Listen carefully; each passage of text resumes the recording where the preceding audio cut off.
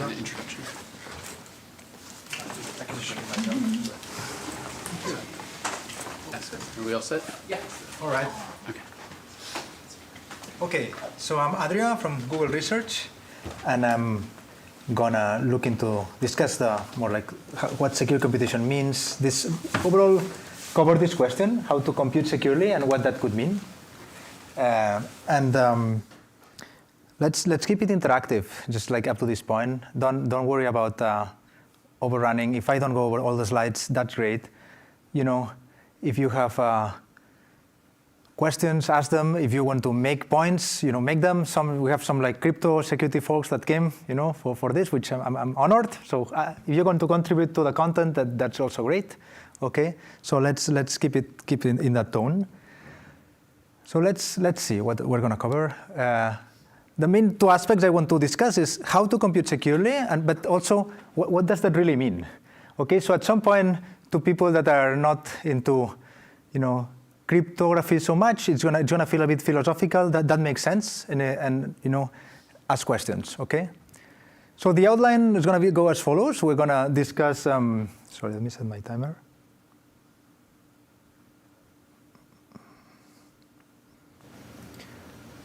We're going to discuss a setting, then definitions of what it means to compute securely, and then I'm going to discuss tools and protocols and sort of emphasize that these are different from actual systems, and that building systems around tools and protocols is a whole different endeavor, okay?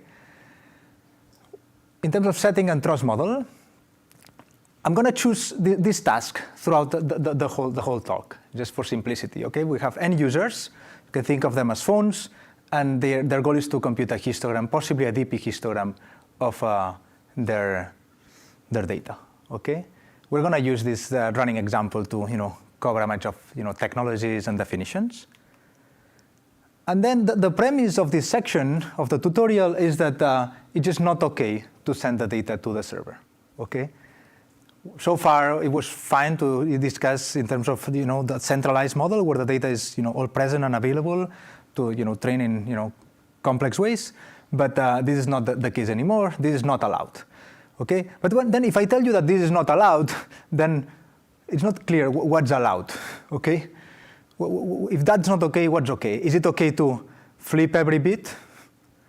That shouldn't be okay, right? You can just unflip them on the server. But maybe you can flip them in a principled way, okay? And that would give you something, okay? So we're going to discuss what it means, how do we find definitions that rule out these ridiculous options and maybe some more convoluted but still ridiculous option that is flipping every bit. So what options do we have? We either flip bits in a meaningful way, and then we're in the local model, or we do something else. Okay, there's not much more room for what to do here. The local model we've covered to some extent in previous, maybe I was assuming we would, but in the local model of the P, this is a model that is I think this is very, very strong in terms of having very weak requirements for clients. They can perturb their data and send it to the server. They don't have to trust anyone, okay? I don't want to get too philosophical too early, but that means very low trust. That doesn't necessarily mean very low leakage, okay? Sometimes we see a lot of, sort of the local model is taking as the gold standard for privacy, and then because it's not accurate enough, then we have to kind of degrade what we want to do. But I think there's more substance to that point than that. That being said, okay, we're going to focus on this other approach. When we introduce new roles, we implement trust boundaries using certain technologies, for the purpose of avoiding this situation. Okay? Any questions so far? So what are these entities? I'm going to go over the usual entities that you might see in papers and in deployments in terms of trust assumption. Sometimes you might have seen the occasional helper server in the two-server model. Have you come across this helper server? You for sure you have, okay. You've seen the helper server. The shuffler is also someone we've seen or dreamt about in a way.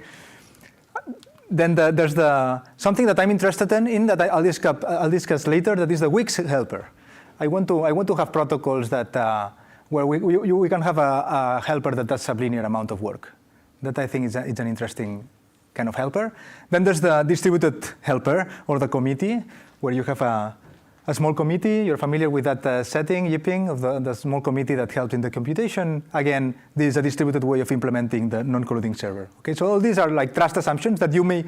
So far, I didn't discuss how they're implemented. The helper server could be, a different company, or it could be some special technology that is used for that purpose. Okay, so far it's just about trust. Then there's also a very, very common trust assumption in crypto papers, that is the bulletin board. And often when I see bulletin board, I think of possibly high rate. So maybe this bulletin board is sort of, in some crypto construction, is some mechanisms for clients to communicate at a high rate through a public channel. And then there's like these more common assumptions that are used and implemented and sort of available. One is the randomness beacon that will generate public randomness for you, and it's also incorruptible. And the transparency log, which is sort of a low rate version of the bulletin board, okay, where you can publish the code that you're going to run throughout the day, but you cannot expect to be using this transparency log at a high rate. Okay, so all these are, I think of as entities that may appear when we play the game of introducing new parties and trust assumptions, and hopefully the table is like simple enough that you could follow along. That's a silly question. Do you much often care on the transparency log about immutability and availability? I think that depends on the application. But in the typical crypto paper that uses this sort of construction, you want this bulletin board is sort of assumed to be available, and it's immutable in the sense that you can read from it and write into it, but it's not like a client could issue a rewrite query to this bulletin board. But ultimately, non-collusion is also what you would say here. It doesn't collude with any of the members of the party. It's just a trusted entity that does its job that happens to be limited. Yeah. You have like different functional constraints for the bulletin board and the transparency log, and I think a little confused. Oh. So the transparency log is just a slow version of the bulletin board, right? It's just not as Sorry. This non is misleading. Maybe I put non everywhere and then it felt a bit dry. Yeah. this is the same. But we're thinking of these as sort of write only. Yes. So not write only, but like write once, read many times, read however many you want. Let's call it read and append. Okay, yeah. Read all of it and append at the end in both cases. Mm-hmm. But I want to emphasize this bit. I think this makes a difference. Yeah, so the difference between these is just sort of like, do you think of the transparency log as online or not? Yeah, the transparency log, you can put code that you're gonna be running, and in this code that you're gonna be running will be there for the next month. That's very different from, you and I communicating publicly through a bulletin board that is available throughout the protocol. And I wanted to make this distinction. I thought it was, useful, because this is going to pop up later, and it's not this. And this is very useful, but not always available. So, all right, so far so good. Then these are pretty real. Okay, these are having deployed. I collected a few of the deployments for, the helper server. It was used for Mozilla telemetry, also in the setting of EMPA. This distributed helper and committed is used in a sense for Google secure aggregation. The transparency log is a crucial component of Google's confidential computations, where we post, or Google posts, what is going to be executed in the form of a reproducible build. But this requires more components than just the transparency log. But I wanted to emphasize that point. This is already introducing a non-colluding assumption. There's somewhere where you can, or Google in this case, can post code for the public to check in a way that there's an expectation of non-collusion between, in this case, Sigstore and and Google in the case of this deployment. And Sigstore they have this public good service, right? So they definitely operate in this setting. It's not like you can all of a sudden send everything through them, okay? There's more deployments that were captured that are captured in this dashboard for MPC. Lots and lots of them. It's very nice. This, I think, it's out of your group. So it's a nice website that describes deployments and what are the entities in the assumptions there. That's great. We're going to focus on just this two-server model out of convenience. Okay, just convenience for now to focus on this. Okay, what's the setting? We want to compute, as I said, a histogram. There's two servers, and the trust is distributed between these two servers that promise to not collude with one another. Let's say that this is the server that is aiming to get the result, and this is a non-colluding server run by some other organization.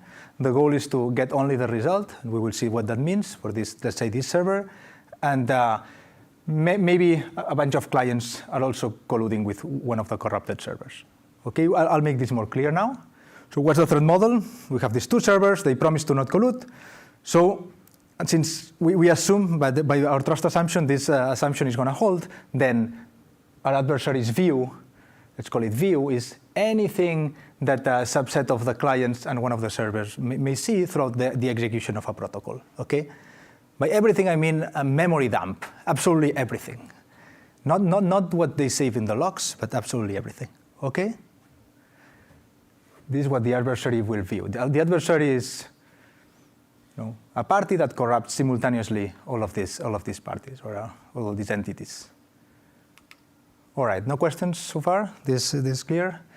Then let's go back to what makes a protocol secure. How do we even define what's a protocol that computes a histogram without leaking too much? How do you even define that? Question. Just a question about the two server models. So what information are the phones sharing with each server? Like, is their data at all partitioned to each server, or does each server have like the same view of the phone's data, I guess? Can you repeat the question? Yeah, what is each server seeing? So this is the setting in which a protocol is going to run, but I didn't tell you which protocol yet. Okay. So all I'm saying is that in that protocol, which I didn't describe yet, these clients are going to be sending information to the servers. The servers may talk to each other for a bit, then come back to some clients. And everything that gets sent to the server and goes out of the server can be observed by the adversary. And that's the case also for every device corrupted by the server. Okay? Think of it. N devices, M of them are corrupted, one server is corrupted. Everything that goes through their I/O, including internal computations, absolutely everything is observable by the adversary. But I didn't tell you the protocol yet. I'm just setting the scene. Yeah. Okay. So I'm going to discuss some notions of security, and hopefully we'll get to a common understanding of what's a good way of handling this question of what makes a protocol secure, which I think is a beautiful question. If you know the answer, it's still beautiful, okay? And there's connections to DP and how we formalize DP, in particular to the part, or maybe the closest. The relationship becomes more apparent when you start looking into the hypothesis testing understanding of differential privacy, when there's a clear game that is being played there, But we'll get there. So what makes a protocol secure? Well, a protocol is secure if for every attack, the attack fails, okay? And that's how you can try to define it, but there's no way you're going to be able to enumerate all attacks because this is like a arbitrarily large space. So we somehow have to handle the attacker symbolically. This is no surprise to anyone. This is what we've been doing all day. The attacker has been universally quantified and handled symbolically all day. So the trick is to argue in terms of the information that an attacker can obtain, and then say that that information could have been obtained using only valid information. And by valid, I mean information that we've decided that is okay to disclose, like maybe the length of the messages, or the task that we are running, or maybe even the output of the task that we're running, okay? And this is what we call a simulation. So let's see where this notion of simulation comes from, and this, I think, this also influenced the definition for differential privacy. So in semantic security, and I think it's funny, like Adam alluded to this definition today. In semantic security, we say that an encryption is secure if it doesn't tell you anything about the message. But how do you even capture stuff about the message? Maybe you happen to know how long the message is. Maybe you happen to know what that person is sending in the first place, because it's either a 0 or a 1, and you know that they most likely are sending a 0. And you don't even need to look at the encryption to know that, okay? So there's the same sort of issue that Adam was describing this morning in the context of attacks. Like information gain is something that's tricky to capture. So what do we say? We say that, well, this encryption leaks nothing if there exists a simulator that can simulate whatever this attacker is outputting, whatever it's learning, with access only to public stuff. And by public stuff, we may mean the length of the ciphertext or the length of the plaintext, okay? And an important detail is that this simulator knows about the attacker, okay? This order in the quantification is important, okay? So you give me an attacker, come to me saying, yeah, I have this amazing attack, and I'm like, I don't know. If this is true, then what you think is a great attack, it's actually vacuous, because I can rewrite it into an attacker like this. Why can I? Because you cannot tell apart the output that they generate. And this all day has had to do with epsilon delta closeness. Now we're talking about computational indistinguishability. But so far, you see that this is sort of in the same spirit. Now, let's go back to our setting with an attacker that has a view that involves everyone in the system. We can do the same. We can define the view of the attacker in the way that I defined it, and then ask for the existence of a simulator that can generate everything that that attacker may see with only, black box access to that attacker. Okay? Is this more or less clear? Any questions? What's I? Can you actually explain this last one? This one? Oh, sorry. I is the input. So this is going back to the histograms example.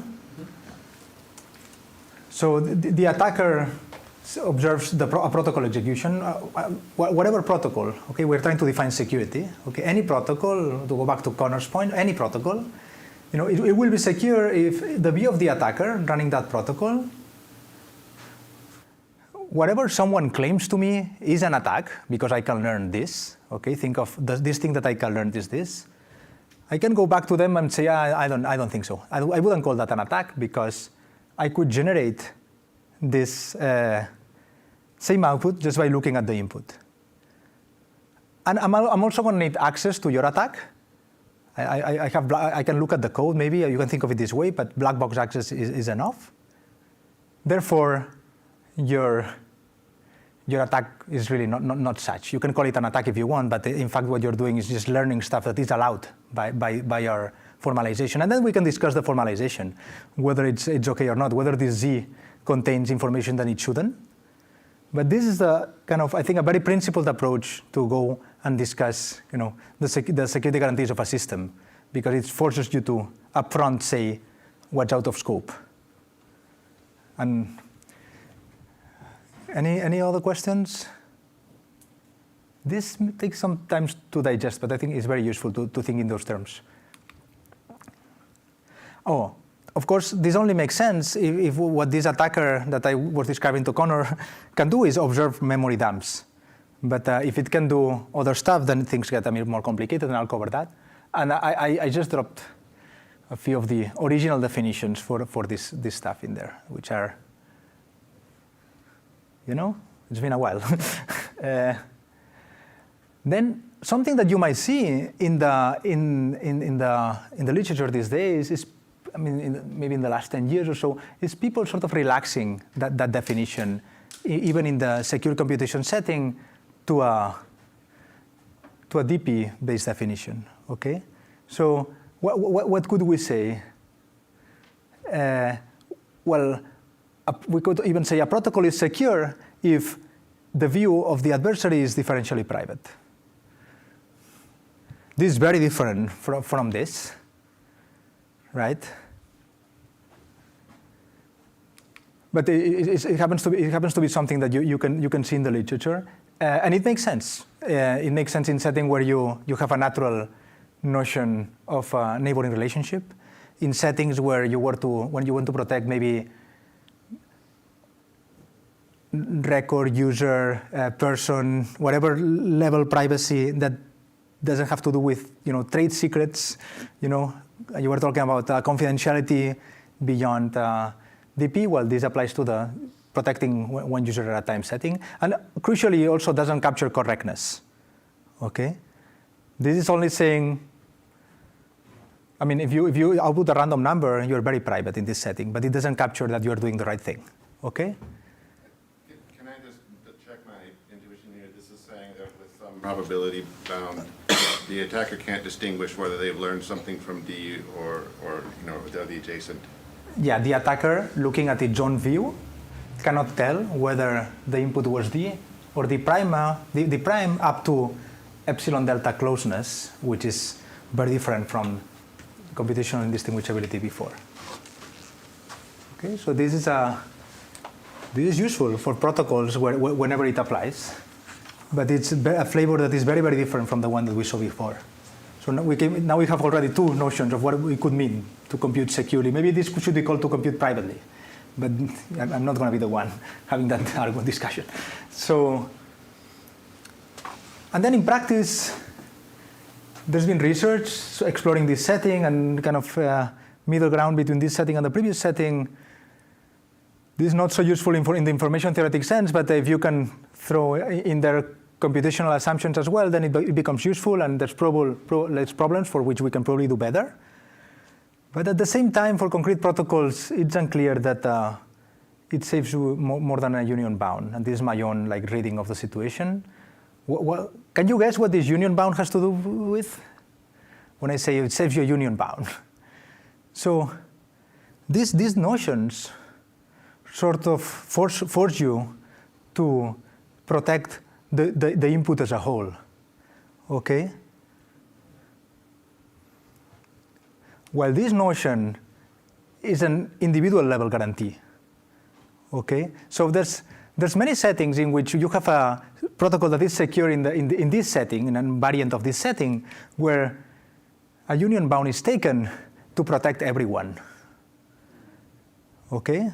And when you see, differential obliviousness and these concepts out there, it's often the case that you can see that sort of protecting everyone in a way. This is what I'm saying is sort of philosophical again, but I'm not sure I understand what you mean by this definition is not so useful in the information theoretic sense. Oh, okay. This has to saying do it's with this. equivalent to, it ends up being equivalent to the usual notion of. Yeah. I mean, useful in the sense of giving you a boost in terms of what you can do with respect to the local model. So in this setting, now we have to communicate, in the information theoretic sense, we have to communicate by noising stuff, I see. as opposed to communicating by encrypting, right? Mm. And then, these sort of questions are answered in these papers, where it's like... Right. I guess you can consider yet another middle ground where you imagine that secret channels are available and unconditionally secure, and that you're only interested in the sort of information theoretic security of stuff that is kind of intentionally shared, right? Like where you have pairwise communication. Yeah, it's not necessarily only that. Yeah.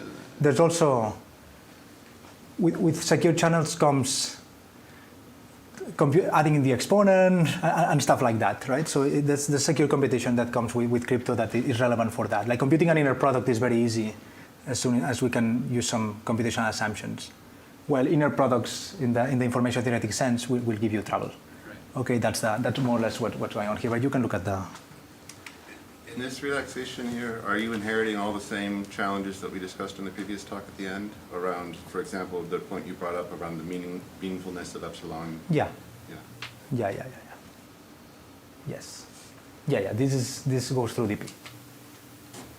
Now, malicious security. I just wanted to do cover that variant, but for malicious security, things are a bit trickier. But because I cannot talk anymore in terms of memory dumps, but the view of the adversary is dynamic in that the adversary can change it along the way, and for that we have a sort of variant of the same definition where we refer to a real and an ideal world. And this is when maybe I want you to pay attention. Maybe it gets a bit complicated, but it's if you haven't seen it before, but it's worth it. Okay, so we're gonna define. We have the view of the adversary in the real world. You can think of this as a random variable that has to do with what an adversary that is active would output when a given protocol is run. And the protocol is sort of omitted here, but this is for a concrete protocol. And then the ideal world is a setting where we define very precisely what's the allowed leakage. Okay. So in the ideal execution, in the real execution, we have a protocol between these phones and the server, and it goes back and forward. As I said, who knows what it does? The question here is whether it's secure. And then we have an ideal execution where there's a trusted party that invariably gets, the inputs from everyone, okay, interacts with the adversary in that setting, and then outputs a result, okay? And when we formalize in this sort of framework, we describe very clearly what's valid in terms of the interaction over here, okay? So this is the attacker in the idealized setting where there's a trusted party. It's sort of our specification. We're going to say here what's allowed and what's not allowed for this guy to learn. And then later in our proof, this guy is going to simulate this guy in their head and have the ability to do whatever they do in this setting, but in this setting, okay? So whatever leakage this guy can obtain by looking at the actual protocol, this guy can obtain by operating in this idealized setting, okay? This is the idea of how to prove something that if you haven't seen it before, it is a bit counterintuitive. How do you even prove that there's no more leakage than necessary? So what would be an example of ideal execution in the histogram setting where you could say, I'm going to define my ideal world in this way. Honest clients send their inputs to a trusted party. Then the adversary in this setting sets the input of the dishonest parties. Then the adversary is given a chance to drop, T-honest inputs of their choice. Okay. Then if this T is larger than, say, a third of the parties, then the trusted party aborts, okay? Otherwise, A chooses to continue or abort, and then finally, the trusted party gives the server the final histogram. This is a made-up scenario. This is not the scenario we're in, right? It's a made-up scenario that captures how much you're willing to leak, okay? And this is, I think, a very neat formalization that shouldn't stay within the crypto papers. I think with this very neat formalization, we can kind of try and incorporate beyond crypto and use it in security a bit more, even if we fail, This is usually called security with abort, okay? Any questions at this point? No, all good? It's typically called security with abort because the adversary is given a chance to abort the protocol, which is sort of, often the best you can hope for in actual protocols because maybe these clients will not cooperate and they can just break the protocol. Okay. To end with this, what it could mean to compute securely, I want to kind of at least discuss this notion, which is called publicly verifiable covert security, and I feel like this is something that intuitively we strive for, this sort of definition, in particular when we incorporate this transparency logs in our designs, either if it's for the purpose of binary transparency or verifying workloads and that sort of thing. And in publicly verifiable covert security, the situation is as follows. in the ideal world, okay, just like I described it here, the attacker can cheat, okay? It can send a signal, say, I'm going to try to cheat. And then the trusted party tosses a coin. And then if they get caught, every honest party receives a verifiable proof. And this probability P is usually said to be a constant and corresponds to what's called the deterrence factor, okay? So all of a sudden, we don't have like a proper security as in before. Like before, the adversary invariably couldn't cheat. Now, they happen to be allowed to cheat every once in a while. But for protocols that run over and over time, this makes sense. When you try and define a protocol that works in this setting, it's a situation that's sort of tricky to handle is false accusation. Okay, in the protocol that implements this functionality, it shouldn't be possible for clients to falsely accuse the server. Zero knowledge is also important. You want to accuse, but you cannot just reveal your input to accuse. So typically, zero knowledge is used in that setting. And then another obstacle, maybe, in deployments, whenever I work out this sort of, so sometimes I look at the system, I work it out in my head through malicious security, not quite, but then maybe we can work it out through covert security. This is also important, right? In deployments, if we can design a protocol that allows the server to cheat, but they will get caught, then whoever caught them must have an ability to raise the alarm. And then there's examples of this sort of situation in the wild, okay, implemented. I think this is very important in federated settings. I think at least in my limited experience, when you have this, you can pretty quickly see the attacker values drop off the cliff, and the incentive for the attackers within the Federation to plummet if there's, a business behind them, right? The lawsuit that might come becomes so severe that this allows all parties to say, oh, okay, well, if there's that percentage chance someone's get caught, no one's going to cheat because there's no way they can extract the value that they'll lose in court. Exactly. So if there's some sort of setting where there's reputation loss is an issue, then this makes sense. If getting away with it once and then running away is an option, then of course it doesn't. Yeah. I guess maybe the value of the comment might be that you had described a repeated protocol where this could be valuable. And I think even outside that, just by looking at the attacker risk and value trade-off, it can often have value. Yes. So that's exactly the aim of this setting. It's sort of middle ground between full malicious security and semi-honest security, where by deviating from the protocol, the adversary can cheat, but they might get caught and lose reputation or whatever it's at stake. So I think this is a nice one too. And this concludes the what does it mean to compute securely section, okay? So simulation-based security is a recipe, can be tweaked in multiple ways. It's very useful to have these definitions in mind when you work on DP because it's sort of all the same kind of mindset and I think it's very useful at the system level, not just crypto. And you can just iterate on this definition on a big system. If you fail, then the attacks, if you fail to simulate, then maybe something wrong with your formalization.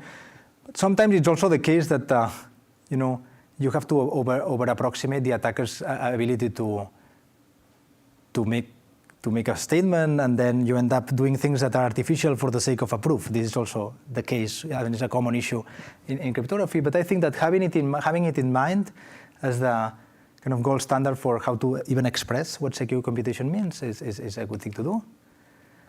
Yeah. So can you show a slide with the ideal execution? With what? The ideal execution. Yes, this? Yeah. So I'm just a bit confused about step 4. So how does the trusted party know T? So T is fixed? A just tells, the adversary tells a trusted party, I want to drop these clients. Oh, I see. And then the trusted party can just count them and be like, no, these are too many. I'm doing this.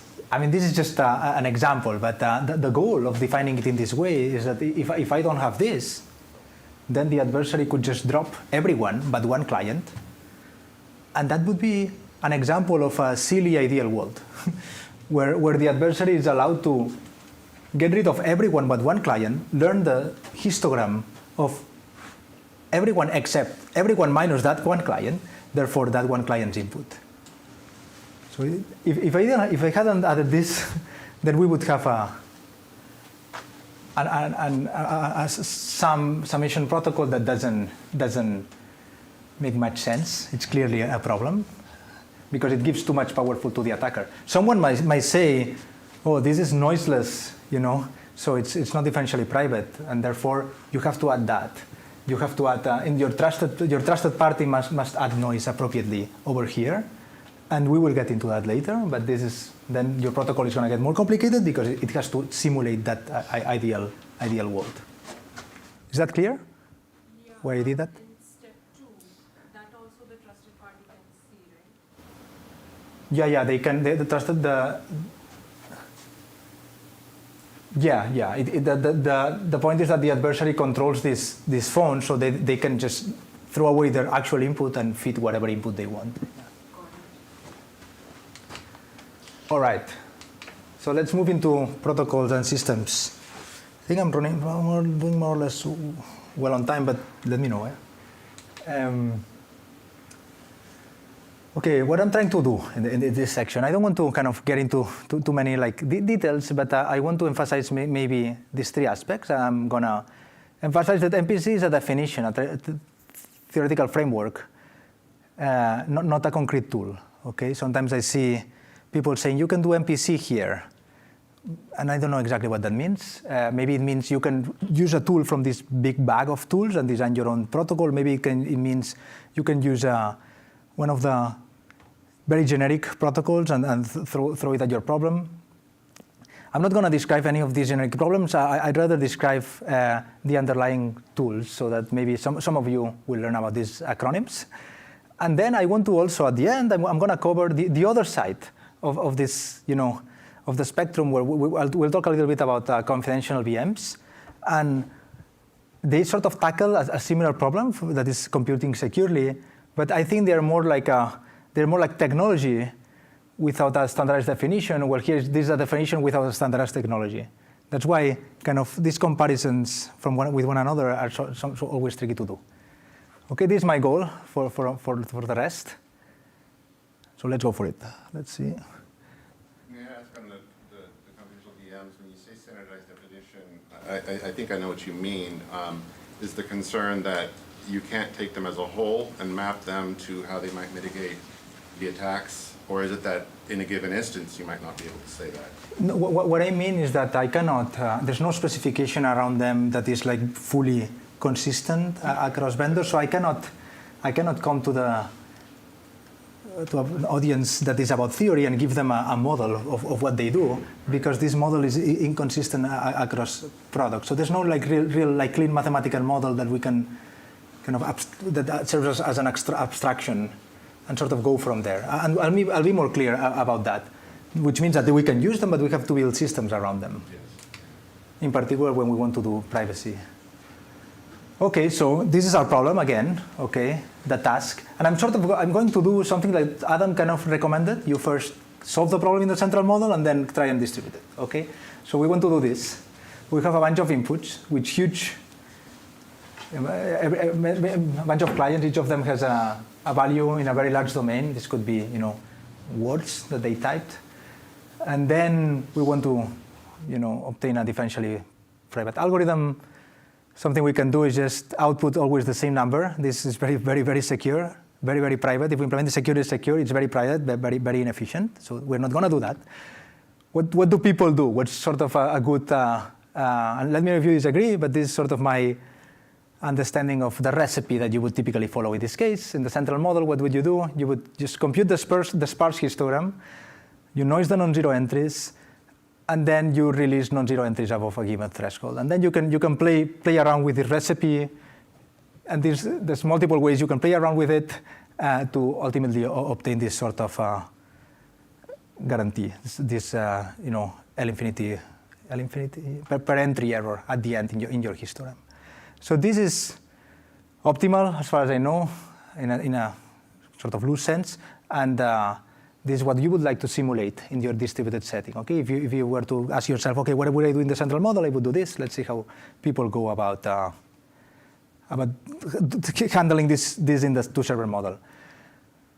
It's not that I care particularly about this problem in this context, but it's gonna be useful for me to describe a bunch of primitives that come from crypto in this problem that maybe you don't know about, and I think a good material for a tutorial.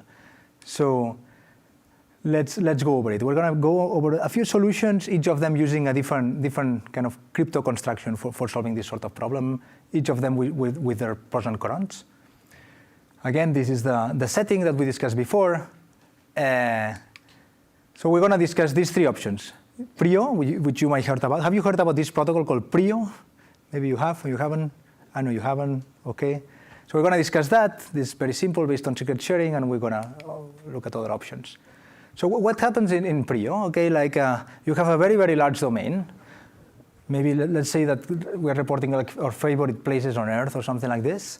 And then what happens in this protocol is that, and here's where a concrete protocol comes into play. Connor, you have an input, you encode it as a unit vector, and then you compute a cryptographic seed, and then you expand that seed to length d, and then add, in a group, your binary input to that expanded seed. Okay, so that, if you think about it, this works in a very intuitive sense, okay?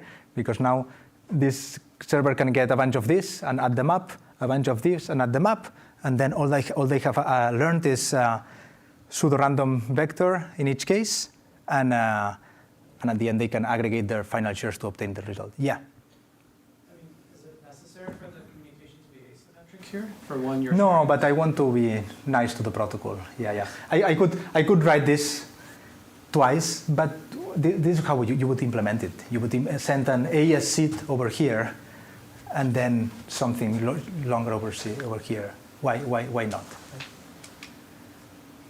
And there's variants of this that work with many servers. Of course, there's more contributions in that paper that have to do with checking that these vectors are indeed one hot, but I'm not going to cover that. There's so many follow-ups. This was very influential, I think. And kind of made it into production, so it's a nice protocol. So what's the issue with this protocol is this D, right? This is very long. This can very easily be very long. And then what do? In computer science, when the domain is too large, we throw balls in bins, right? So we do sketching. And then this is what many papers do. And maybe there's lots of papers trying to reduce interesting problems to SAM via sketching to sort of like utilize this very efficient aggregation protocol. And then you can just do that. You instead use a sketching, make sure that the sketching is linear so that you can aggregate it and follow the same recipe. And you can hope for linear communication here in n, in the number of clients. This happened to be necessary. So if you want good accuracy, this share is going to have to be this large, which is not great, because now this server has to incur lots of communication. So let's keep moving. So then another solution, completely using a different primitive comes along. What you can do is instead use something called an oblivious pseudo-random function, where what's going to happen is that this client is going to send the encryption of their input to one of the servers along with more stuff, but all of it is going to be order log D, which is optimal if you compare with just sending it, right? And then these two servers are going to engage in a communication, which is going to cost them order n, where n is the number of clients, to compute something like this. Each of them is going to have a key to a pseudo-random function, but none of them is going to learn the encoding of Hawaii in this case. In one of the works that I showed, this is the actual implementation of this pseudo-random function in a concrete group. So essentially what's happening is that clients are setting things up so that the servers can learn anonymous counts of the input. That is like deterministic encryptions. Think of it as an anonymous histogram of the input, where you don't know what the labels mean because they correspond to this sort of encoding that is not invertible by either of the servers. And then you can sort of work it out in the protocol so that even that a histogram that is not differentially private, even if it's anonymous. You can add dummies and kind of do some work with crypto so that the views of these servers end up being differentially private. Is this recipe sort of clear? Adam, I see you. I was confused by what the OPRF is. Can you explain? Yeah. So I'm sending the encryption, from my phone I send the encryption of my word. Under this guy's key. This is a public key scheme. Yeah. Okay, So you encrypt under that guy keys and send it to this guy. So this guy sees an encryption. This encryption is chosen carefully so that after some interaction you can compute something like that. Don't forget about the actual implementation. What's interesting here is that you have a pseudo-random function where the key to that function is shared across the two. Oh, I see. So none of them has unilateral access to the key. So essentially, Hawaii turned into a hash of Hawaii. Now it becomes I see. potato. The key to the hash isn't public. Exactly, and no one knows what these hashes mean. All you're leaking now all of a sudden is how many potatoes are there, how many bananas, but not cities, because you've used this sort of deterministic encryption. Okay, this is not enough because this is not differentially private, but turns out you can inject dummies over here and over there in this interaction to privatize even the anonymous And then histogram. we jointly decrypt a Correct. small number of the heavy hitters. You jointly threshold and decrypt. Yeah. I see. It's another recipe that allows us to match the optimal mechanism up to constants, uses crypto, and uses OPRFs. So I wanted to kind of highlight this different approach. Yeah, okay, cool. Okay, so there's a paper in the semi-honest setting, a paper in the malicious setting. In the malicious setting, things get really tricky very quickly, okay? Because of noise addition, implementing securely randomized functionality is tricky. Let's leave it at that. Okay, and then there's this Poplar, which you might have heard about. It uses also a very beautiful construction for the same problem, generally speaking. So what happens here? Okay, so we're going to send it now, again, encode the input as a very long one-hot vector, okay? These are all the possible places in the world. And then the client is going to send a small key to each server. Okay, so far this is very nice because they are like log D, or they're just encoding this word, right? And then what's going to happen is that using this distributed point function, so distributed point functions are going to give us this construction where the client can encode their one-hot vector in this succinct way, so that independently the servers can evaluate using a key that they have a given point in this vector. Okay, sorry, using the key that they get, they can evaluate them at a given point to obtain a value, and then analogously the other server can do the same. There's an evaluation function that gives them an additive share of the value of the input at that point. Okay?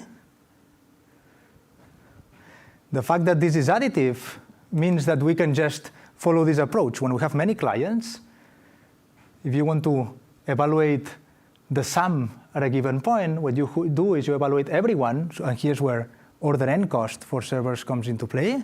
You evaluate everyone, you add the resulting shares over here, and you end up with a share of the sum of a given point.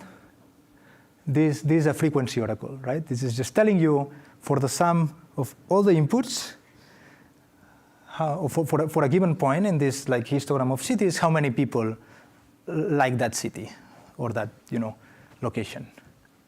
So what am I saying? I'm setting key. I'm having trouble. Yeah, so I introduce an index for every client, but let's look at this. Every client does this. Every client does this. Where's the client's data? J is the index of the J is the index of the location that you want to query in the histogram. Yeah. There's no I here. Every client does that. Now let me introduce an I. The ith client sends ki2, PI1 to each of the servers.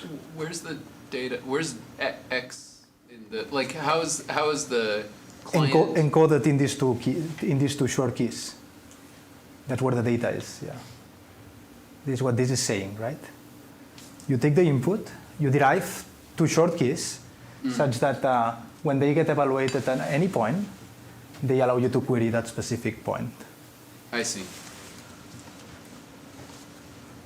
And this commutes, I mean, this works, this is additive, which Right, means that so I can just this do it gives for you a everyone, frequency oracle. paying linear and that's exactly, and that's where this becomes a frequency oracle, right? You can just evaluate for everyone and evaluate for everyone at the point of interest, and then get a frequency count for that input in the domain.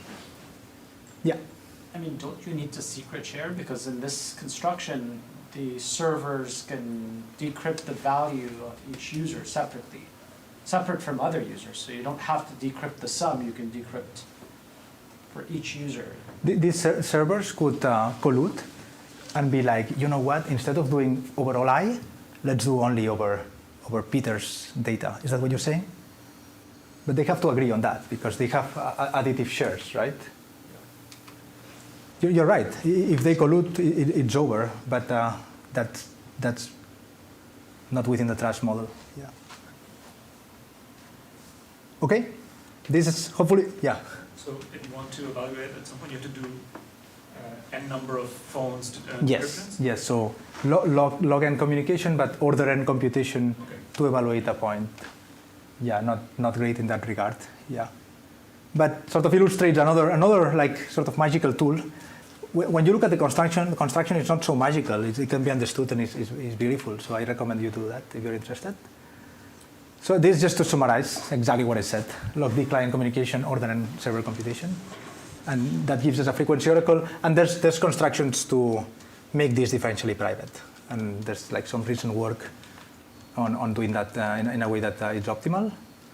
And I want to argue for the last. So this sort of concludes my kind of excursion through crypto constructions that are useful and maybe not so well known. And in this context, they're very well known generally.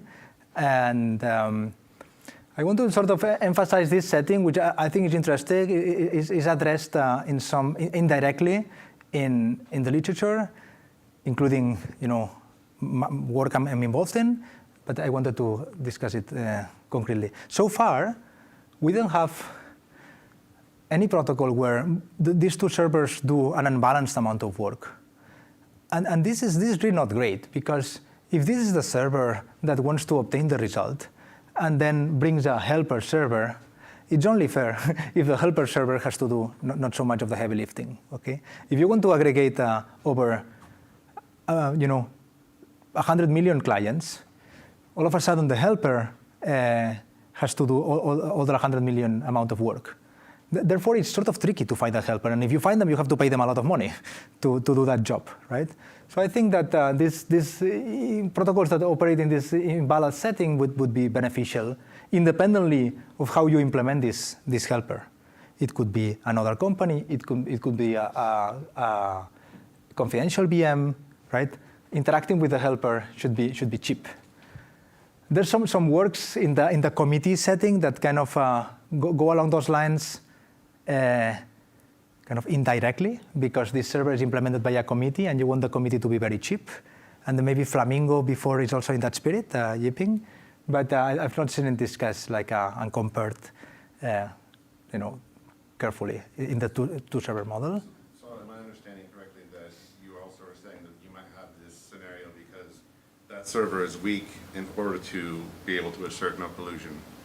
Like it's running in some fashion that incurs overhead, but also then results in the inability. Yeah, I mean, it's more like our initial setting. I don't want to go all the way back. Our initial setting didn't have this server, right? And then we introduced this trust assumption, and we didn't say anything about how to convince this non-colluding entity to participate. But this exists, right? So ISRG, I think they offer this service. Maybe, I don't know, I don't want to make mistakes, but so this service of I'll be your non-colluding server for your computation if you're a big company, they exist. But I sort of speculate with the fact that if I do like 100 million data sets, scale over here, my helper should be able to handle it. Complicates things. Well, I think the unbalanced setting is interesting. And sorry. Well, if you also offer cloud computing services, you could sell those to them. Sorry. Like if you're not sure this company can handle the scale you need. What company are you talking about? Okay, so maybe you can do that. I don't know. The point is that this sort of exists, and that they are like they're sort of flavored under homomorphic computations, where the weak server generates a key, and this server computes homomorphically and then requests a decryption in a way that can show that they did the job as expected, that they didn't cheat, that they didn't aggregate only a single individual, but instead that they aggregated absolutely every client, and they did everything that needed to be done. Okay. Oof, I'm tight, no? Okay. We started late. Let me do this in at least 5 minutes. I have a talk on Friday, so I can. Okay, let's get into confidential VMs. They sort of go for the same goal, but from a very, very different angle. So it's very hard to even, So what's the general goal? So it's to elevate the threat model in traditional cloud computing, where applications running in the cloud are not by default observable by the hypervisor that orchestrates them. Their applications are attestable, and the root of trust is in the hardware and the firmware, operating in those VMs. So this is the overall goal, and one can go and try to use this for secure computation, but then in this way. So this is a toy example of one could think that they can do, or maybe the kind of, sometimes I see this like simplistic understandings of TEs and CVMs where you can just shove your data in there and do a computation, and it's going to be private, and everything's going to be fine. And it's much more convoluted than that. What we typically know is that they are confidential, they have memory encryption, and attestable, and may leak via side channels. So you can kind of think of a solution of this form where the server obtains proof that what's going to run is indeed the histogram computation, and then clients encrypt, and then inside the VM, the decryption happens. But then there's a bunch of caveats to that claim, right? First of all, confidentiality and attestation don't imply privacy, and this is something that it's been discussed already. My goal here is to sort of demystify a T as a sort of black box that has, by design, secure computation embedded in it, because it's much more complicated than that. In particular, if you want to use them for privacy. So budget tracking requires state. Role bar protection in a general sense requires state, okay? It shouldn't be the case that I am running my histogram algorithm and I can maybe take Peter's input, duplicate it 1,000 times, and send it 1,000 times into the aggregation. That shouldn't be possible. So there should be some mechanism to remember that Peter was processed, and that requires state. And it's sort of the processing an input twice and doing budget tracking is kind of pretty much, one is necessary for the other. So this is sort of highlighted in this paper coming out of our team, and also in papers where they're highlighting that this sort of statefulness is important. Verifiable builds and the transparency log is also important. This didn't appear in the picture. Like, we got this certificate, but how do we verify that this certificate matches something that is real? Well, we need to introduce one of these entities. So all of a sudden, I'm showing that we need to build a system around this technology for this to even make sense. We need a non-colluding transparency log. We need a non-colluding hardware provider. Okay? I have a question on this. So this is really where I come from. And I've always wondered why we don't have the same problem with budget tracking whenever we use DP in any real setting. Don't we essentially fall into many of the same traps where we need to understand some global state of what the attacker might be able to access? So it depends on the threat model, right? If you give me your data and you don't trust that I will run the study once, then you have that problem. Yeah, I guess that's my question is, it seems to me that many of the places where I've seen DP applied, they actually do have this problem, and they. Yeah. So it's a threat model situation. It's not that there's no problem with doing this computation in a machine. This would be the central model. But the problem here is the threat model here is the higher standard, right? Where you want to do it in a verifiable way and in a provable way. If you already trust me to do budget tracking correctly and you don't need me to prove it to you, then I'd rather do it here, right? Yeah, I'm not saying that the budget tracking isn't necessary. It's tremendously necessary. It's why this is so often misimplemented. But the question I'm asking is that differentially private mechanisms. They have to do that have tracking, the same yeah. problem. And my experience is that in real world deployments of DP, that gets overlooked, just like it does. In I don't say that I'm not saying that you have to do budget tracking right. All I'm saying is that you need memory to do budget tracking. Of any sort, just not injecting, not ingesting Peter's data twice is an example of that. And then, what is confidentiality is also a whole different question. But I won't get too much into this because on Friday, I also give a talk on something concrete. Mostly trying to first attempt at these questions that we had in a paper this year, like do side channels lead to relevant attacks and when? What is required from an attacker? Can we bound this? Can we find mitigations? Are, for example, ORAM-like approaches something useful? And to what extent in the context of concrete applications, not generally? And then there's also these other questions, whether we can integrate CVMs in systems in a conservative way to get some sort of protection in depth, and whether that is even meaningful.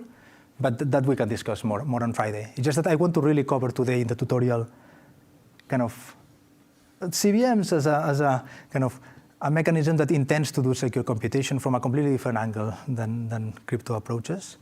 But that'll be it from me. Sorry if I overran a bit.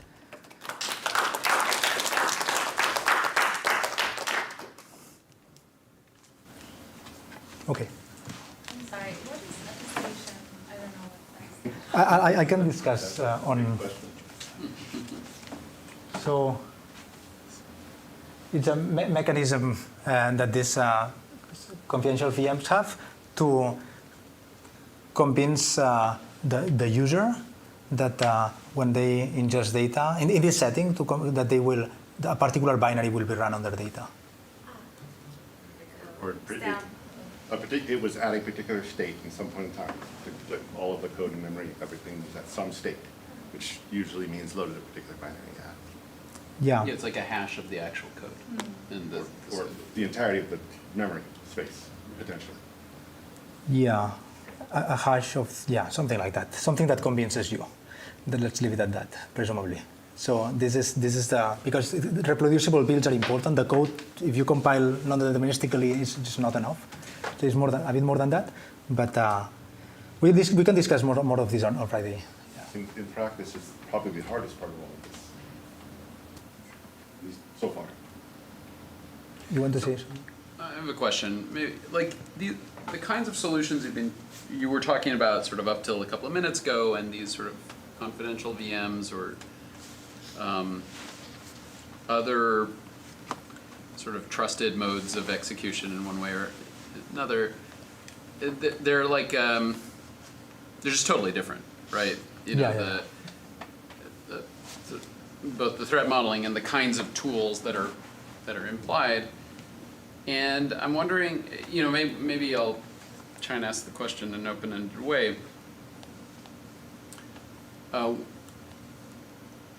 What do you see as the kind of best uses of these respectively? They seem to be very different approaches, right? In one case, you're sort of distributing trust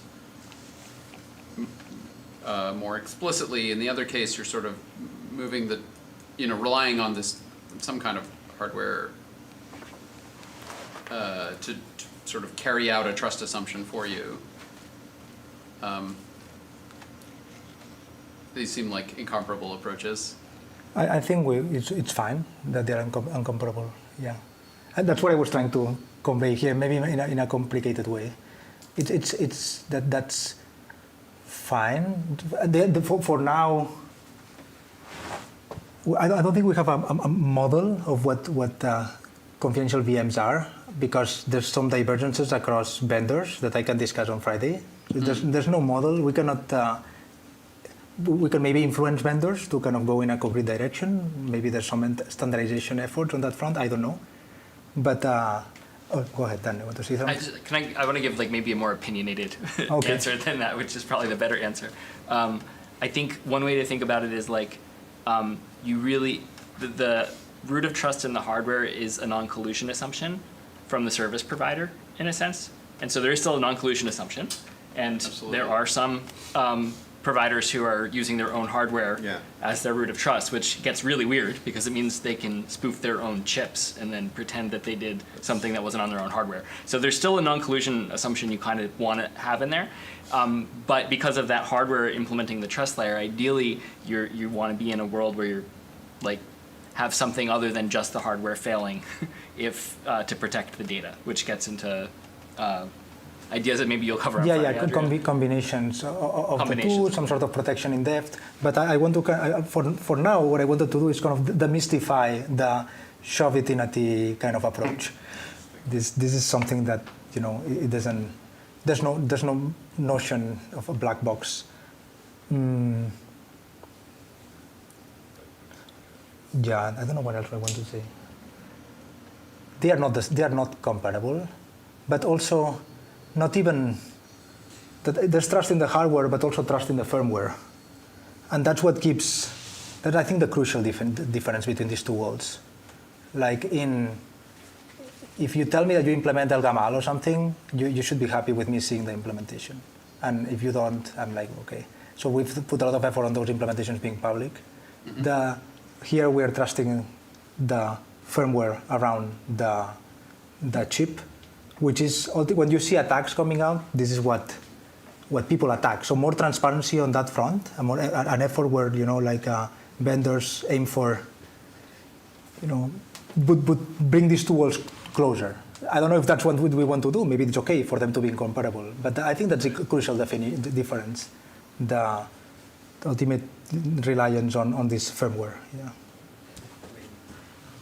I don't know. My experience would be that the comparison is less important when you're actually going to apply, because given a particular threat model and attacker model, it starts to become kind of obvious which one's applicable or which one will do the best job. Exactly. Yeah. I think that's ultimately what combining means. I didn't want to give a general theoretical answer to how to combine them, because this is a practical question. Yeah. Okay. Anything else? All right. Thank you.